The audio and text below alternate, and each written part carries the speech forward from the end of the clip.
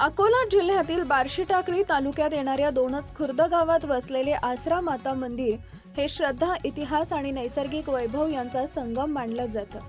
या परिसरात मोठा तलाव असून गावकरी त्याला पारंपरिक बोलण्यात समुद्र किंवा सागर असं संबोधतात। या जलाशयाच्या दोन्ही बाजूंनी उभारलेली आसरा मातेची मोठमोठी मंदिरे भक्तिभावाला अधिक दिव्यता प्रदान करतात। माहितीनुसार पूर्वीच्या काळी या सागरातून स्वयंपाकांसाठी भांडी किंवा वस्तू निघत होत्या। नवसाला पावणारी व भक्तांच्या संकटात धावून येणारी आदिशक्ती आसरा माता इथं वर्षातून 3 वेळा मोठमोठी यात्रा महोत्सव असते।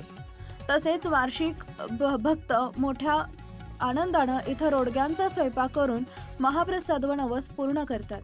त्यामुळे त्या ठिकाणी केवळ धार्मिक नाही तर ऐतिहासिक सांस्कृतिक महत्त्वही जोडलं गेलंय।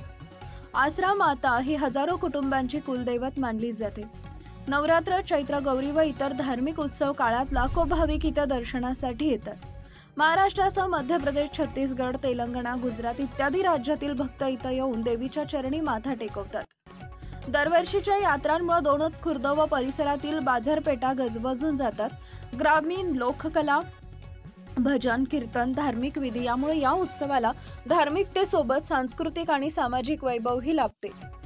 दोनच खुर्द येथील आसरा माता मंदिर हे केवळ धार्मिक स्थळ नसून त्याच्या भोवती असलेल्या जलाशयामुळे स्थानिक इतिहास, कथा व लोकश्रुतींमुळे हे ठिकाण विश्वास, संस्कृती आणि परंपरेचा अद्वितीय वारसा जपणारे केंद्र म्हणून आजही परिचित आहे। दोनच खुर्द येथील आसरा माता मंदिर परिसर पर्यटन स्थळ घोषित करण्याची मागणी।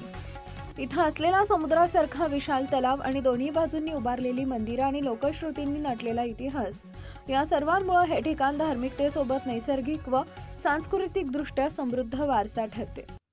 इतिहास, जलाशय व भक्ती परंपरा यांचा संगम असलेल्या या स्थळाला शासनानं अधिकृत पर्यटन स्थळ म्हणून मान्यता द्यावी अशी मागणी स्थानिक ग्रामस्थ व भाविकांकडून जोर धरत आहे। पर्यटन स्थळाचा दर्जा मिळाल्यास या भागातील पायाभूत सुविधा, रस्ते, निवास व्यवस्था, स्वच्छता व आर्थिक विकासाला चालना मिळेल। तसेच ग्रामीण रोजगाराच्या संधीही निर्माण होतील असा विश्वास ग्रामस्थांनी व्यक्त केला आहे। नवनवीन बातम्या पाहण्यासाठी आजच विदर्भ दूत न्यूज चॅनलला सबस्क्राइब करा आणि बेल आयकॉनला सुद्धा क्लिक करा।